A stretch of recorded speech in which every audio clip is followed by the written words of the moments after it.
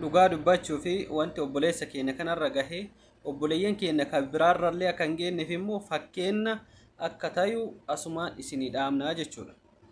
Obboleessi keenya kun akkuma nama kamittuu dalagadhee of jijjiiree maatii kiyya jijjiira jedhee karaa eejensii fi dallaalatitti 420 kafalee haadha ofiitiin nageggeessi jedheeni gara Dubaay imaluudhaaf akka nama kamittuu dalagatee of jijjiiruudhaaf harmeen isaa gara booleetti geggeessite ergasii xayyaara yaabbatee gara Dubaay imaluuf enna keessa seenuu deemuu hin dandeettu jedhanii.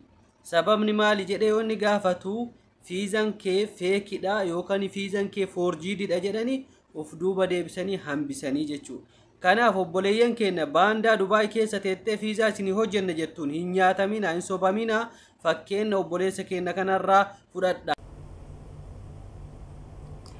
Oduu gammachiisa.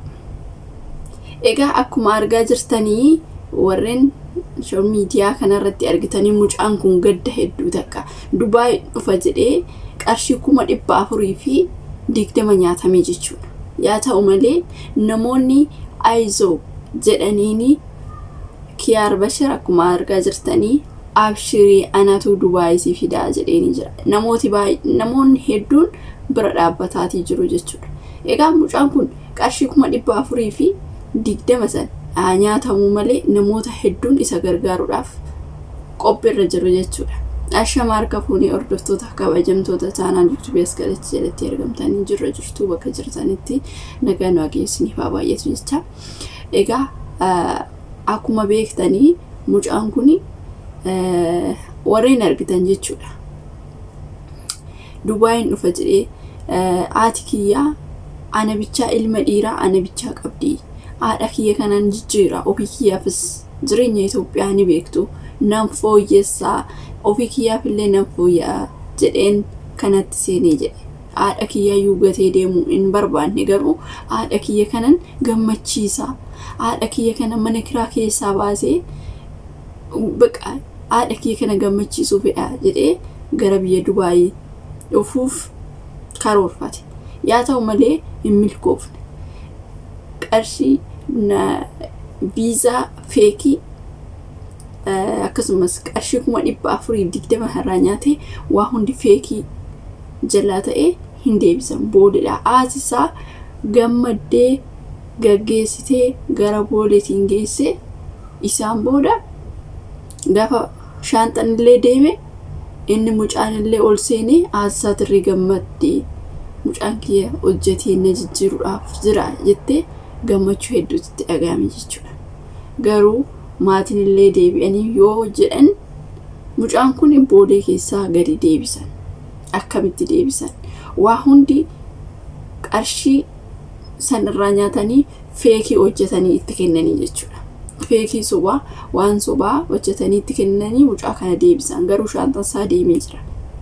Mucaan kun egaa gadda hedduu takka keessa waan hammana hin jedhamne in gadde dhugaa barreeffama isaa argin hedduu takka anirri imimmaan qabachuun dadhabe. Maaliif mucaan kun dhugaa dubbachuu fi haadha kiyyaan namurarre malee ani jireenya tanaayyuu jibbee jedhe.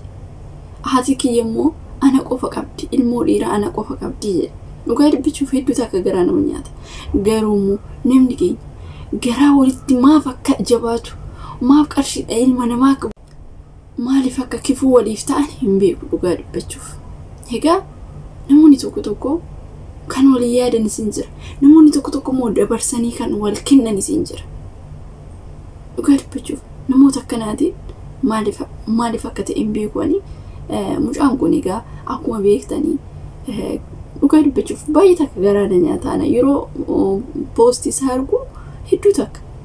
Maaliif akkuma nama kamiyyuu hiriyaa qaba. Hiriyaa isaa tanaan illee hiriyaan isaa sun isa dhiistee maal haadha manaatii fi abbaa manaa ta'an yoo jiraatanu hiriyaan isaa suni isa dhiistee gara dhiira biraa deemtee heerumte.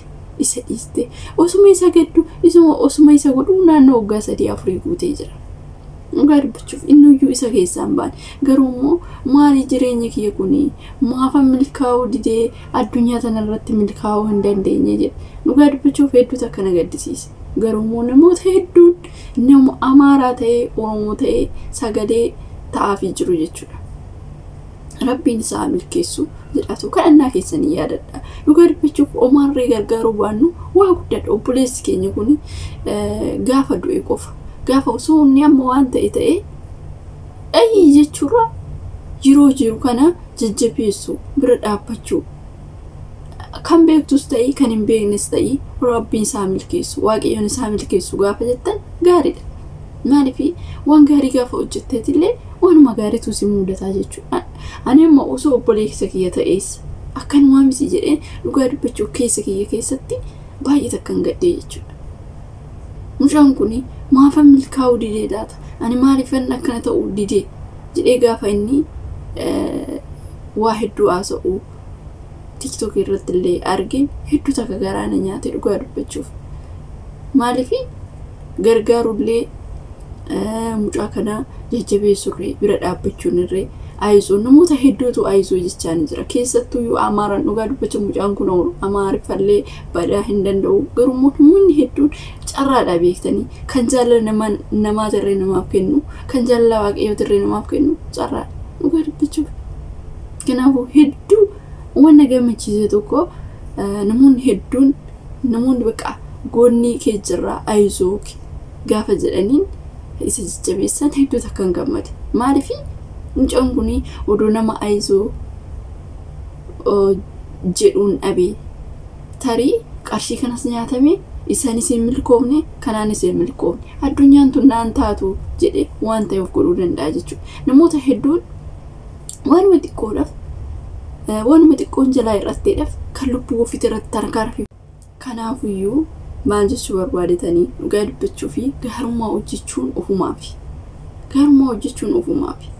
Maaliif Kiyaar Bashir ammaa akkuma argitanii Dubaay keessatti namoota hin fida, ijoollee hin fida. Garuu immoo namni rakkanne maal jenneedhee maqaa isaa dhahee hin jiru. Garuma seera qabeessaan kan jiru kan fiduudha. Inni immoo Aizook dhugaa dubbachuuf garuu beektanii amantaan isaaniillee tokko miti biyyi Itoophiyaa ta'anii malee tokko miti garuu miidiyaa irratti ni arga jechuudha mucaa kana. Kanaafiyyuu abshirii anatu Dubaay si fidaa jedhanii jechuudha. Kanaafiyyuu waan gaarii hojjedhu hanga biyya lafaa tanarra jirtutti waan gaarii hojjedhu. Dhugaa dubbachuuf ati waan gaarii yoo hojjette waanuma gaariitu si eeggata waanuma gaariitu si mudataa jechuudha. Kanaaf rakkataa hoo gargaarte amma fakkeenyaaf Mubaarakii asirratti Araboota Suuriyaa biyyootarraa namni namuma ta'eef qofa gaadha. Kanaafiyyuu Itoophiyaa wala Amaaraa wara Eecha namuma haa ta'u qofa namuma ta'ee nama anillee nama garuu yoo akkasitti rakkatanii daa'imti garuu dhugaa dubbachuuf Araboonni kun yeroo tokko garaa maaf akka isaan walitti cakkanan hin beeku. Nurraa warri qabeenya qabu warri qarshii afateera fusuni ijoollee tanaaf amma fakkeenyaaf ijoollee kiraatti beeloftee jirtu tanaaf yoo kenne maal ta'a? Yoo gargaaran maal ta'a? Dhugaa dubbachuuf akkanatti warroota beelan kan beela'anii dhuman hedduu gaafa TikTok kanarraa galanii ilaalan hedduu takka nama gaddisiisa jechuudha. Kanaafiyyuu eechumayyuu maan taane namumaa ta'uu jecha namuma ta'ee argamu garuu immoo walitti garaa jabaachuun gaarii miti. Nama saniif namumaa ta'u rakkate rakkina oolchii kan dhoobate dheebuu baasii kan beela'ee beela baasii. Waaqa biratti immoo hin jaalatamne nama biratti jaalatamtee dhiiste minim xiqimiidha. Kanaafiyyuu waaqa biratti jaalatamuudhaaf waaqayyo waan gaarii gaafaatu hojjette waa hundumayyuu gaarii godhee sitti mul'isa. Iyyeecha keessattuu iyyeecha gaafa gargaarte rakkataa gaafa gargaarte waa hundi siin milkaa'a. Kanaafiyyuu Mubaarakileesh gargaari. Ishiin Arabaa ishiin akkana taate akkas hin jedhamu namni rakkataadha waan ta'eef rakkataa immoo gargaaruun dirqama. Nama rakkatee iyyachaa jiru na gargaari daa'imni tokkuma argaa jirtan beela'aa jirti. Isaanis akkuma isaanii kanatti nama qabeenya qabu turan. Garuu maal ta'e qabeenya isaanii sun irraa fudhatamee manni irratti diigamee baqa baay'ee takkas yaazazansa dhugaa dubbachuuf ani isa yoona ilaalee jedhe mataan keessa sirriinan hojjetu dhugaa dubbachuuf baqa danda'ee tolaalu daa'imni xiqqishuun tun gaafa beelofnee gaafa jedhan garaan amma dhugaa dubbachuuf nama akkamitti akka danda'u hin beeku. Yaa gargaara nama rakkate gargaaruun waan gaariidha. Namni ani ishiin eecha, ishiin araba, ishiin suudanii, ishiin eecha baqa nama rakkate, nama dhukkubsate gargaaruun gaarummaa qaba. Kanaafuu waaqa biraa ni argatta. Nama biraas gatii dhabdu waaqa biraatti immoo gatii guddaa qabda jechuudha. Akkasii maal jechuu barbaadatan guutumaan guututti waa'ee galooti. Gidii galoo waaqayyoon isaa milkeessuu dhugaa dubbachuuf gadda inni gaddi kana waaqayyoon gammachuutti isaaf jijjiiru. Wanti hin jedhu kanuma Kiyaar Bashirumsi immoo waaqayyoon darajaa isaa ol isaa kaasu nama baqa dhugaa dubbachuuf hedduu takka nama gaariidha. Waaqayyoon isaa yaa gargaaru akka innis Dubaay dhufee gammadee armee isaa tirree gammachiisu isaa taasisu dhugaa dubbachuuf waaqayyoon isaa milkeessu jedha. Nama akkasittiin jedha wanuma hundaafiyyuu yeroo tokko gaarii waliif yaaduun waan guddaadha isiniin jechuu barbaadetanii warra YouTube kanaaf haaraa taatan immoo like subscribe gochuun dagatinaa isiniin jedha. Turtii gaarii. Bye bye.